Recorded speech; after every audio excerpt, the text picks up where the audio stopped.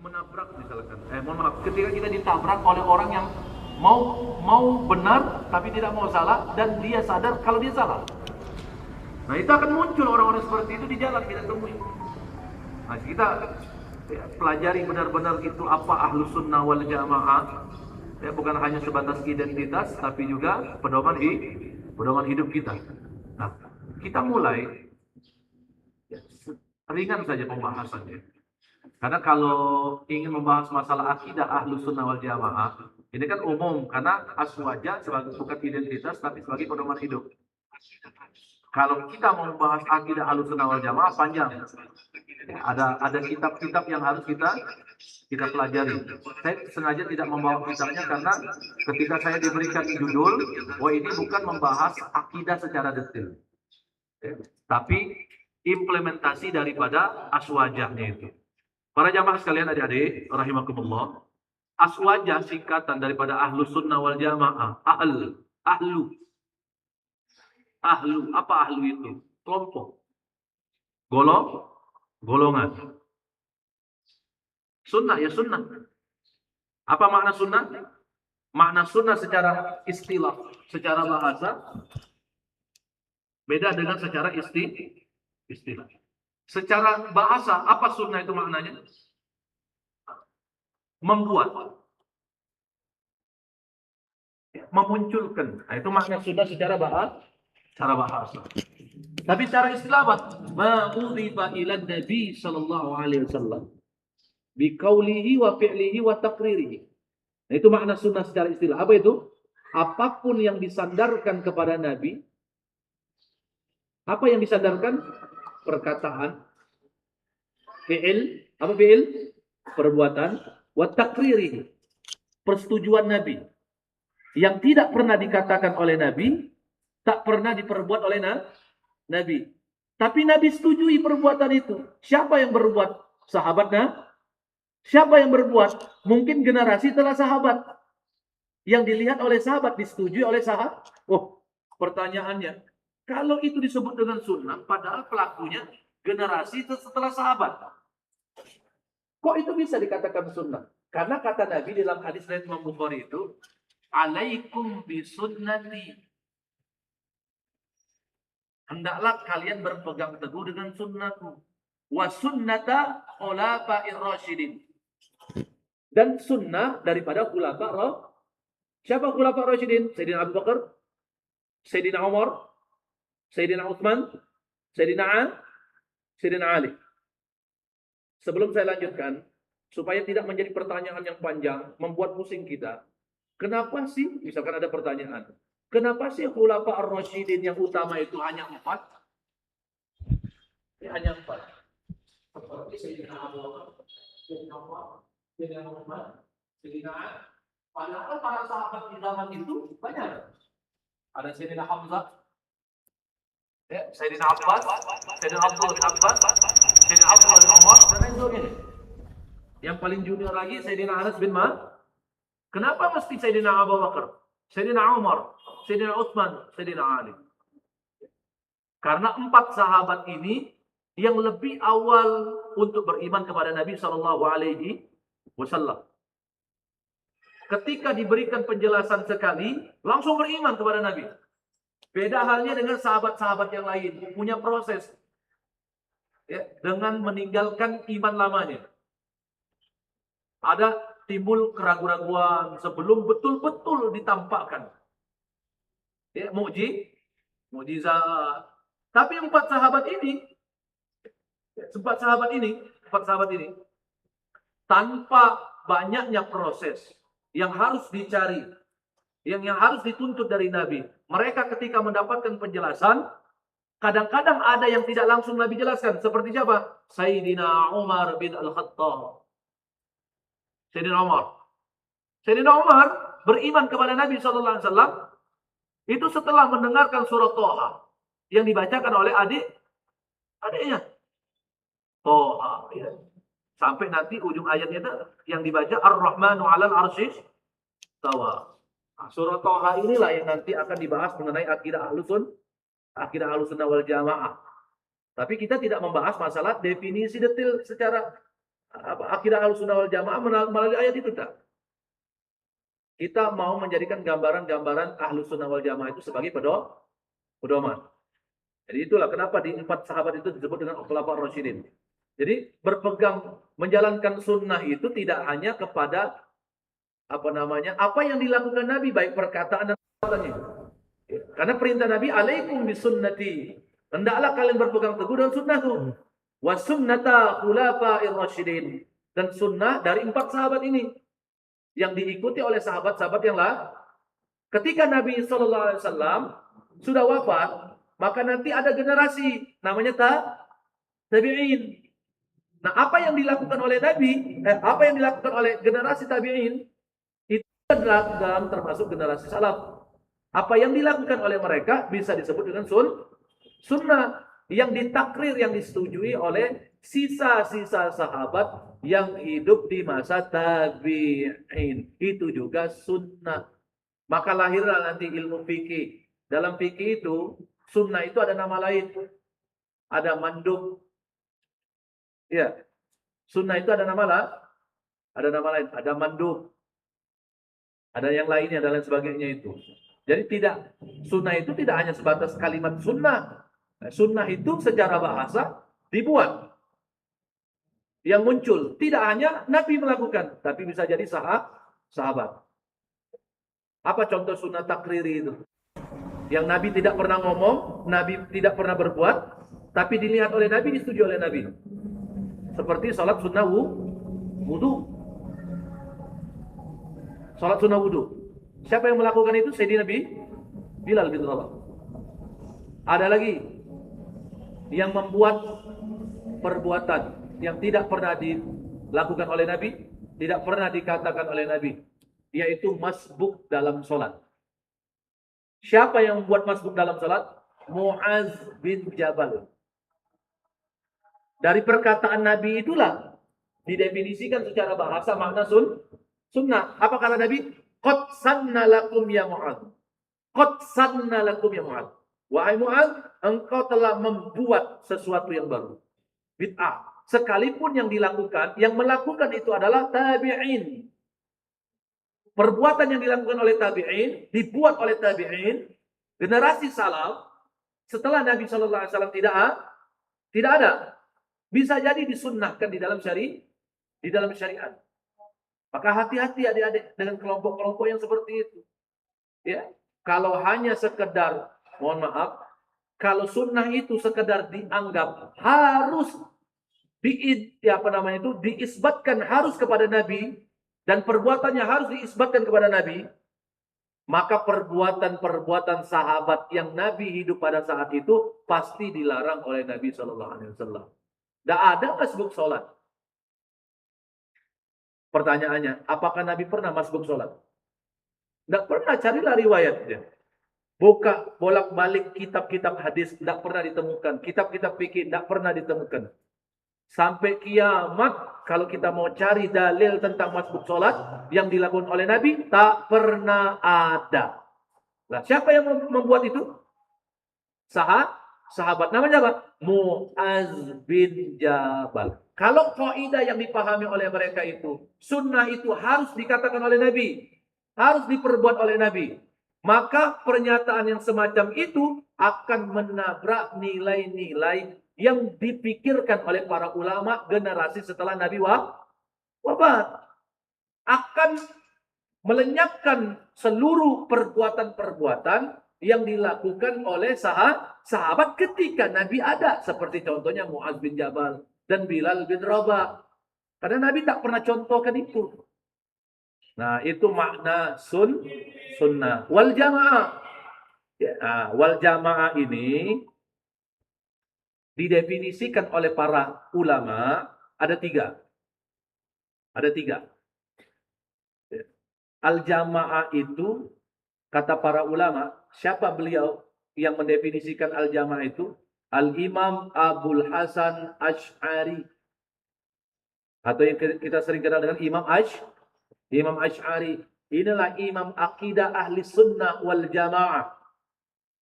Yang sampai saat ini lestari, yang wajib kita ikuti. Ya. Imam Abul Hasan Asy'ari. Dan satunya lagi sama satu generasi di abad yang ketiga. Siapa? Al-Imam Abu Mansur Al-Maturidi. Kalau di Mesir ada lagi namanya Abu Ja'far At-Tahawi. Nah, besok-besok adik-adik kalau punya minat belajar ke Mesir atau belajar ke sana bukan karena sekolah, dia pergi ke sana daurah, cari, ya, tanyakan tentang Al-Imam Abu Ja'far At-Tahawi. Mereka nasirus sunnah, penolong sunnah yang sejati, bukan yang sekarang-sekarang mengklaim dirinya ahli sunnah, tapi menabrak nilai-nilai ahli sunnah. Wal jamaah itu kata Al-Imam Abu Hasan Al-Asy'ari dan Al-Imam Abu Mansur Al-Maturidi, al-jamaah itu dibagi tiga. Satu, ya, mengikuti ajaran Nabi melalui sahabat. Jelas? Mengikuti ajaran Nabi melalui sahabat. Yang kedua, apa yang dimaksud dengan al-jamaah itu? Al-jamaah itu yang tetap mengikuti panduan-panduan para ulama ahli sunnah wal jamaah. Jadi kalau kita mengikuti panduan, pengajaran, pemahaman ilmu dari ulama-ulama yang tidak keluar dari panduan ahli sunnah wal jamaah, tidak keluar dari arahan para sahabat Nabi, maka disebut dengan al-jamaah. Yang ketiga, apa yang dimaksud dengan al-jamaah? As-sawadul a'zam, kelompok mayoritas, bukan mengeksklusifkan diri. Nah, kalian ini kan berkumpul jadi irma nih. Ya, jadi irma. Dikumpulkan dari pelbagai macam tempat. Ada dari pelbagai macam masjid atau musola. Disatukan. Nah, itu yang disebut dengan sawadul a'zam.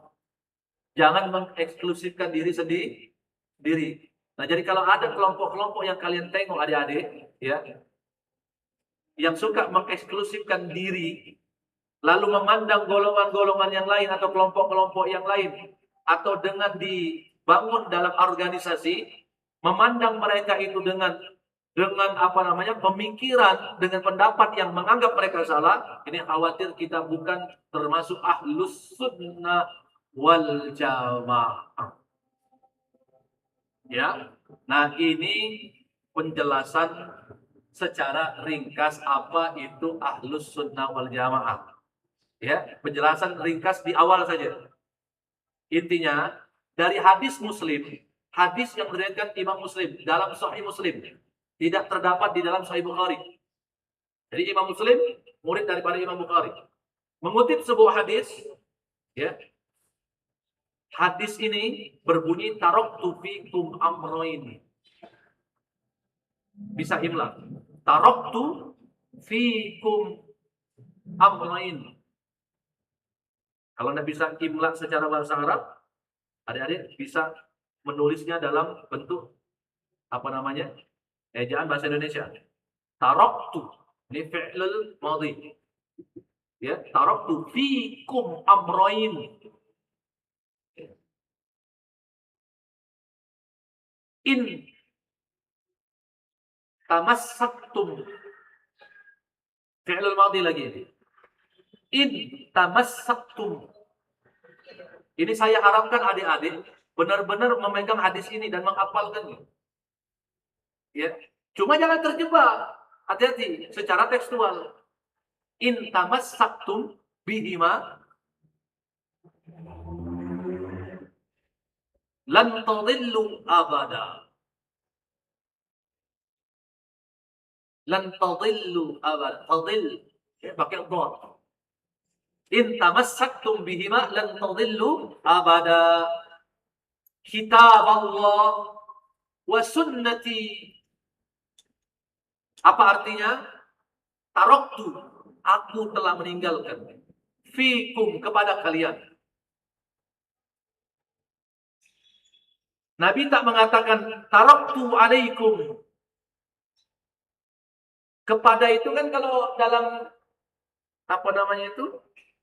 ya, isim-isim yang majrur itu ya. Jar, huruf jar.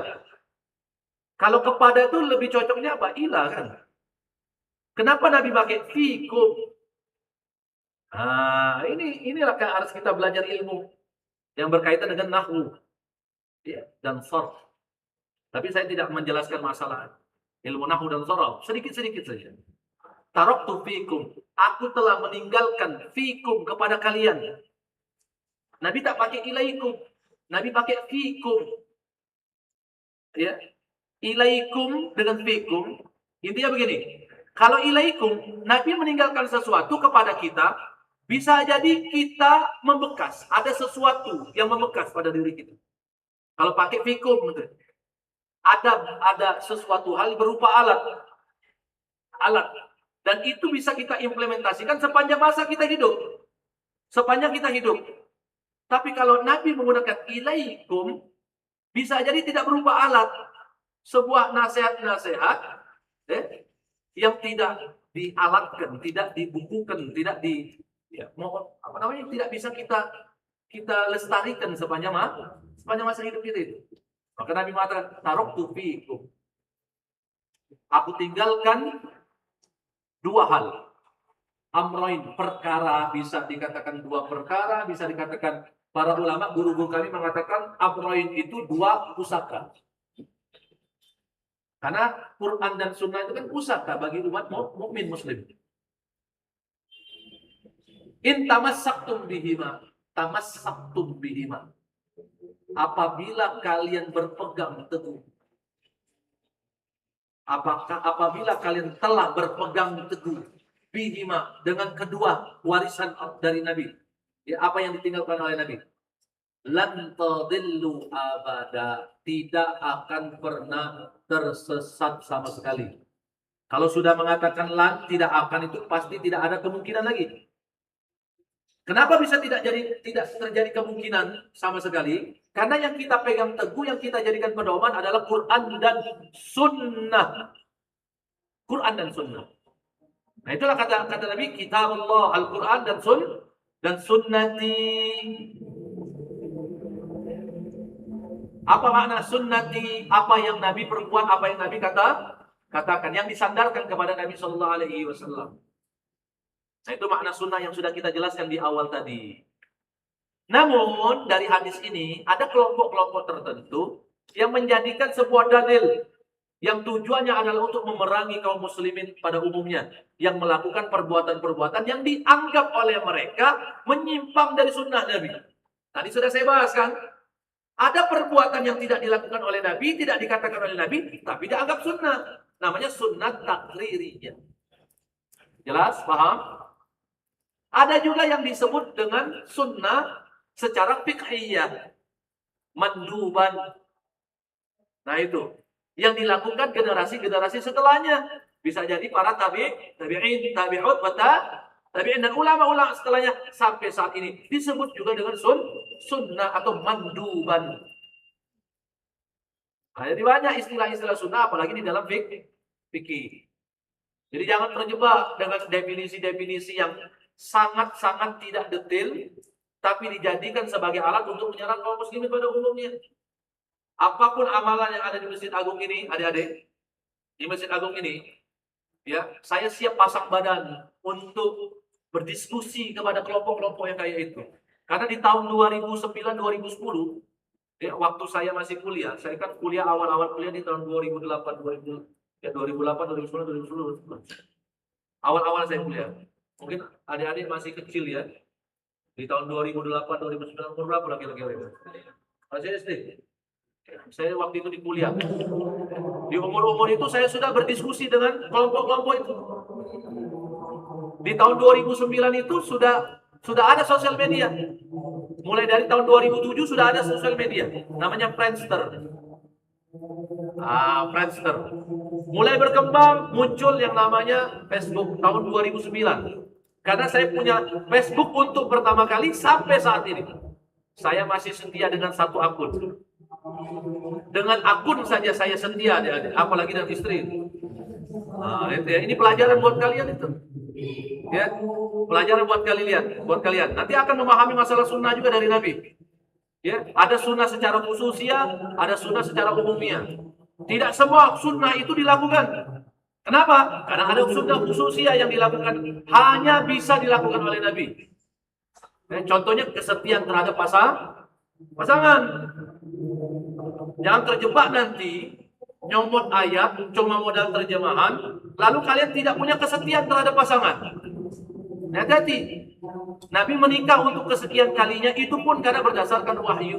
Nabi tidak akan pernah berbuat sesuatu kalau bukan wahyu. Wa ma yantiqu 'anil hawa in huwa illa wahyu yuha. Jadi Nabi menikah untuk kesekian kali itu kan berdasarkan wahyu. Kalau kita tidak, adik-adik. Ya, Nabi nunggu wahyu baru melakukan perbuatan. Kalau kita tidak ada wahyu di zaman sekarang ini. Adanya wahyu nih. Jadi tidak ada wahyu. Jadi jangan menjadikan alasan itu sunnah Nabi. Betul, itu sunnah Nabi. Tapi secara khususnya. Bukan secara umumnya. Karena kita umat Nabi belum tentu mampu melakukan apa yang Nabi lakukan. Karena ketika Nabi melakukan perbuatan atas perintah Allah, Nabi diberikan kekuatan untuk melakukannya. Kalau kita belum tentu.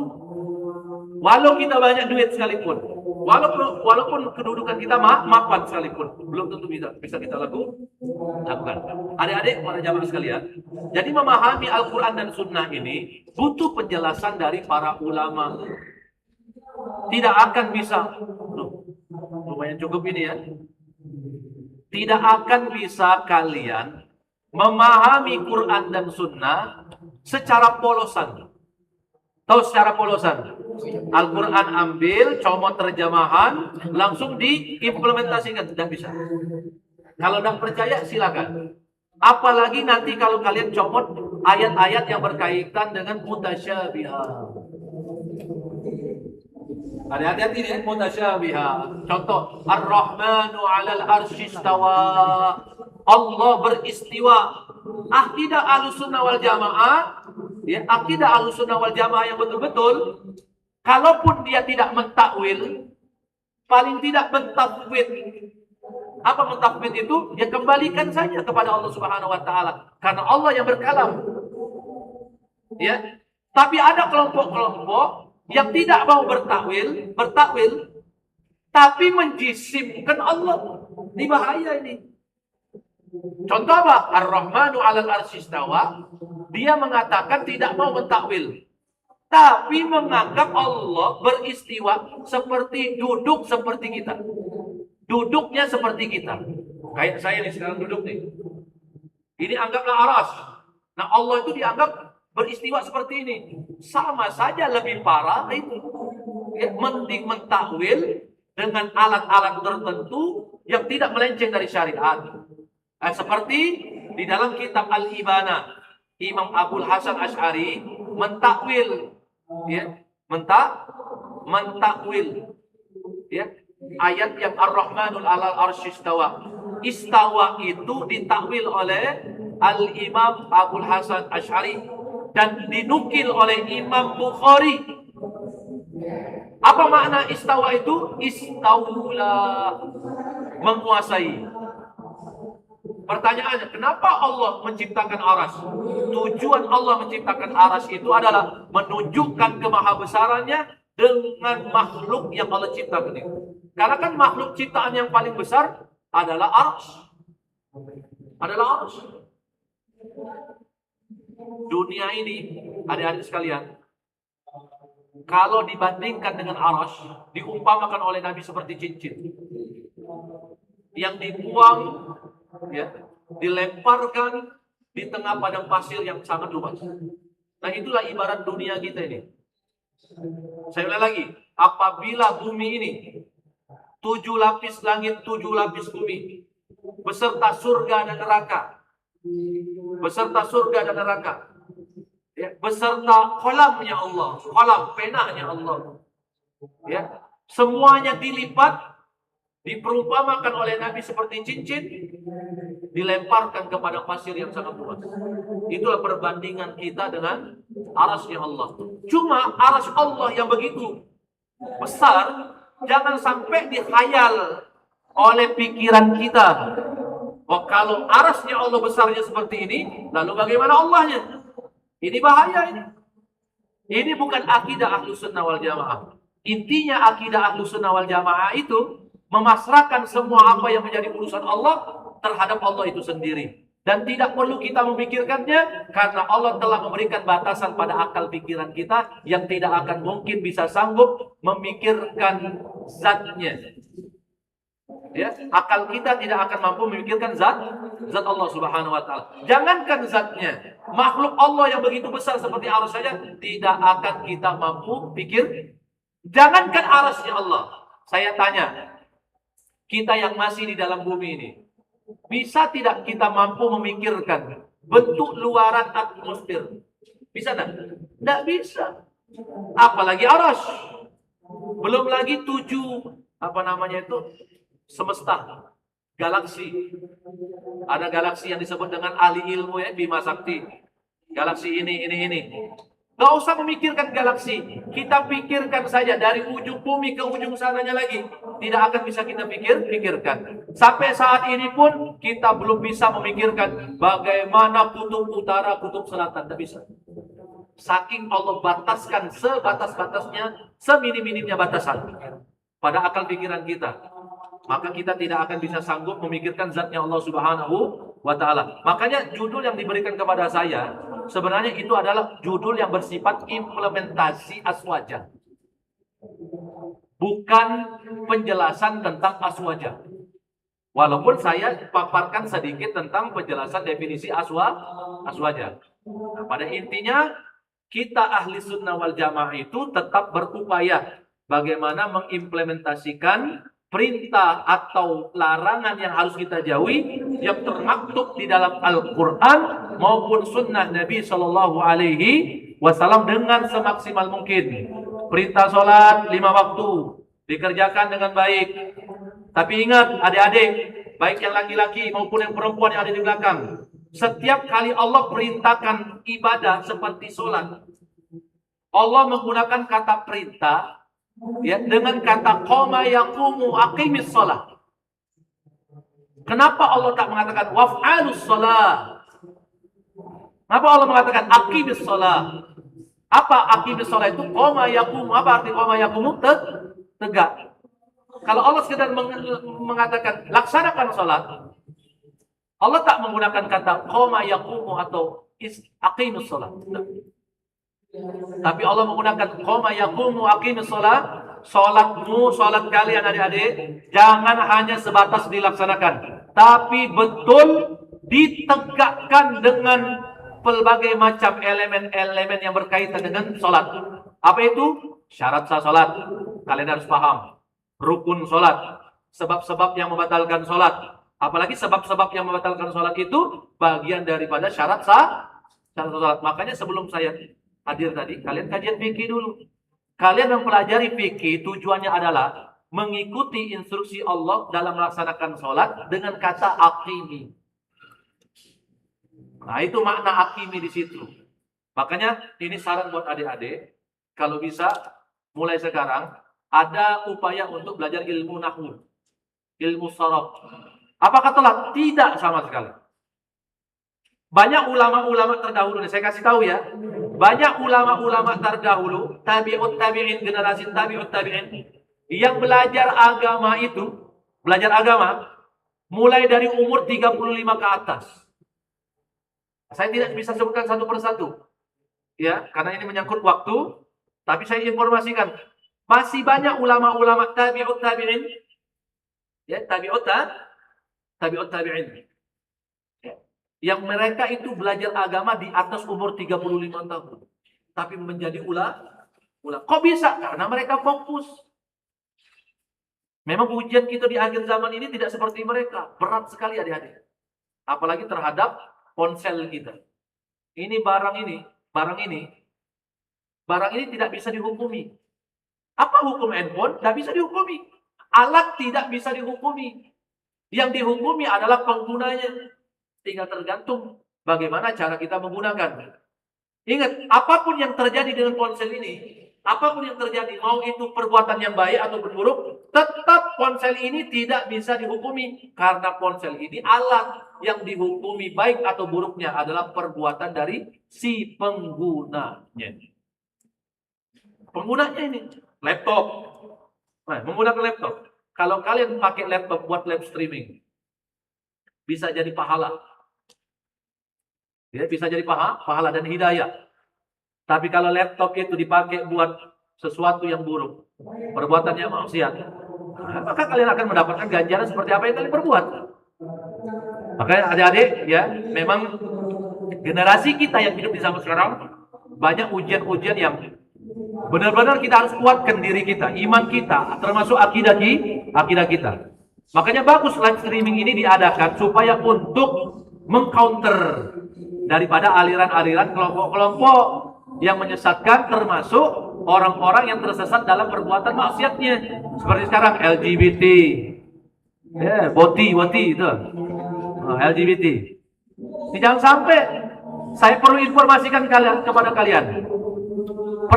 Perilaku LGBT itu sekarang ini, menurut pengamatan kami, survei kami, tidak hanya dilakukan oleh orang-orang yang lalai dari ibadahnya, tapi termasuk orang yang ahli ibadah pun bisa. Bahkan hafal Quran. Jadi jangan kalian anggap kalau dia sudah hafal Quran, pakai gamis, jenggotan, apakah dia tidak punya pengaruh LGBT? Belum tentu. Saya tidak perlu mengajak kalian untuk memikirkan siapa orang yang enggak. Silakan cari sendiri. Dan itu kabar sudah menyebar luas. Cuma tinggal kita begini adik-adik ya. Ini pesan saya kepada kalian. Kalau ada seorang ahli ibadah, ahli ilm yang punya ilmu, tersesat, melakukan kemaksiatan, tutuplah aibnya. Kecuali perilakunya sangat menyimpang. Jangan ditutup, tapi dijadikan edukasi buat orang lain. Kayak Boti, ada seorang asatis, Boti ini, yang dianggap penghafal Quran, sudah balik dia ke negaranya. Sudah balik, menyimpang nih. Ini tidak bisa kita tutup aibnya, tapi kita jadikan aib tersebut sebagai edukasi kepada teman-teman minimal. Jangan menyimpang seperti itu. Dek, adik-adik sekalian, kata Nabi, banding-bandingan antara perempuan dan laki-laki itu 50-1. Jadi jangan khawatir kalian. Ya, jangan khawatir kalian kalau tidak mendapatkan perempuan. Tentunya cara mendapatkan dengan cara yang baik. Ya, dengan cara yang baik. Sekarang tugas kalian adalah bukan memikirkan perempuan. Umur kalian kan rata-rata belasan nih. Ya, belasan, 20. Ada yang 25 enggak kira-kira? Nah, 25. Ada yang 30 enggak? Belum ada yang nyampe. Ya. Saya nikah di usia 30 tahun. Ya memang takdirnya seperti itu, mau gimana lagi? Kalau ada yang nikahnya belum sampai 30 tahun, itu takdirnya. Maksud saya begini, saya dulu nikah di umur 30 tahun karena sepanjang saya hidup sebelum umur 30 tahun, saya menghabiskan diri saya untuk belajar. Saya fokus. Semakin kalian fokus untuk menimba ilmu, semakin kecil peluang syaitan untuk menggoda kalian untuk melakukan perbuatan maksiat. Semakin kecil peluangnya. Maka habiskan waktu kalian di masa-masa sekarang untuk belajar. Tujuannya adalah, diantaranya, ini bekal buat kalian ketika kalian menjadi kepala rumah tangga yang akan mengimami calon-calon makmum kalian. Karena mereka pasti akan mendapatkan imam-imam yang berkualitas. Pemimpin yang berkualitas, punya ilmu agama, bukan hanya sekedar kesolehan yang sifatnya semu. Tahu kesolehan sifatnya semu? Ya, kesolehan yang cuma sekedar diada-adakan, sekedar ditunjuk-tunjukkan. Soleh itu tidak hanya sekedar ditunjuk-tunjukkan. Jadi adik-adik yang perempuan yang di belakang, jangan tertipu dengan frame yang terlihat soleh. Jangan tertipu adik-adik yang di belakang itu. Soleh itu tidak hanya ditunjukkan dari packagingnya, tidak. Soleh itu tidak dilihat dari uniform. Do you know uniform? Dari pakaian luar ini. Soleh itu ditimbulkan dari akhlak. Akhlak itu puncak dari ilmu yang kalian ambil. Makanya jangan salah paham, al-adab fauqal ilm. Adab itu merupakan puncak dari ilmu. Tidak akan mungkin kalian bisa beradab kalau tanpa ilmu. Ini banyak yang salah paham. Tidak akan mungkin orang itu bisa punya akhlak yang bagus tanpa ilmu. Tapi banyak ustaz, orang yang punya ilmu tak berakhlak. Ini oknum. Oknum ini punya ilmu tapi tidak diimplementasikannya. sehingga tidak sampai kepada puncak ilmu tersebut. Maka sekali lagi sebagai penutup adik-adik, ya, ikhtitam penjelasan kita pada hari ini, ya, jalankan sunnah, jalankan apa yang diperintahkan oleh Allah di dalam Al-Quran dan berupayalah untuk menjauhi larangan Allah, dan implementasi daripada Al-Quran itu adalah yang dilakukan dicontohkan oleh Nabi Sallallahu Alaihi Wasallam. Nah, ya, tentunya dalam pengawasan pembimbingan dari guru-guru. Maka, ya, sebagai penutup, kalau kalian ingin menjalankan syariat dengan benar, kalian harus terbimbing, harus dibimbing, ya, oleh para pemangku ilmu, yaitu para guru, supaya ilmu kalian berkah, ya, kalian diikuti contoh dari Nabi. Namanya Ahlus Sunnah. Contoh dari Nabi. Kalau pengen berkah dengan ilmu yang kalian serap dari guru-guru kalian, contoh langsung dari lisan Nabi. Hadis yang diberikan oleh Al-Imam At-Tabrani. Hadis ini syaratnya hasan. Apa kata Nabi? Wa tawadhu'u liman ta'allamuna minhu. Wa tawadhu'u liman ta'allamuna minhu. Bersikap tawadhu'lah kalian kepada orang yang memberikan kalian ilmu, yang membimbing kalian ilmu. Maka nanti akan muncul keberkahan. Ya, kalaupun kalian lambat untuk menyerap, kan makna hadis Nabi, man yuridillahu bihi khairan yufaqihu fiddin. Pada dasarnya yang menghendaki kalian menjadi orang baik, ya, adalah Allah Subhanahu wa taala. Nanti ketika kalian berbuat baik terhadap guru-guru kalian, bersikap tawadhu, bersikap hormat kepada kalian, Allah lah yang akan memahamkan kalian. Jadi tugas kalian belajar, bersikap tawadhu, bersikap hormat. Dengan catatan, bersikap tawadhu, bersikap hormat itu jangan lebay. Cium tangan guru boleh, tapi ada rambu-rambu. Contoh perempuan, gurunya laki-laki, nggak usah cium tangan. Ya, jangan, nggak boleh, ini haram hukumnya. Ini bukan Ahlus Sunnah, ini nggak boleh. Ya, bersikap tawadhunya bagaimana? Minimal, ini yang perempuan yang di belakang. Bagaimana cara bersikap tawadhu kalian kepada guru kalian yang bukan mahram kalian? Minimal selalu mendoakan mereka pada saat keadaan-keadaan tertentu, yang mana keadaan-keadaan itu ada doa-doa yang kita mustajab, yaitu ba'da sholat atau di awal dan di akhir pada saat kita belajar. Doakan mereka, itu bentuk tawadhu. Silakan cium tangan, misalkan bersalaman, cium tangan, cuma jangan lebay, jangan berlebihan.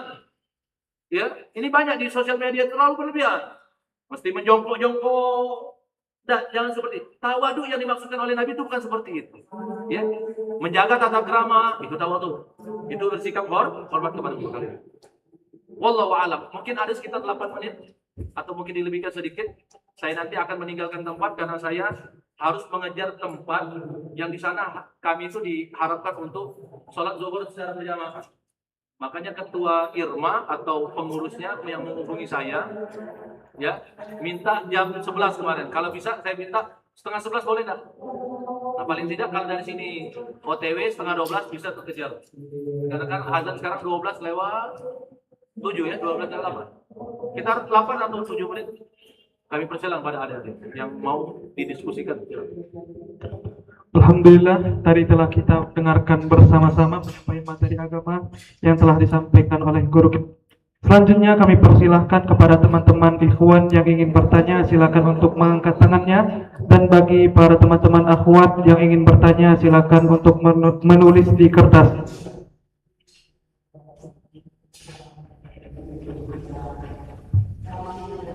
Assalamualaikum warahmatullahi wabarakatuh.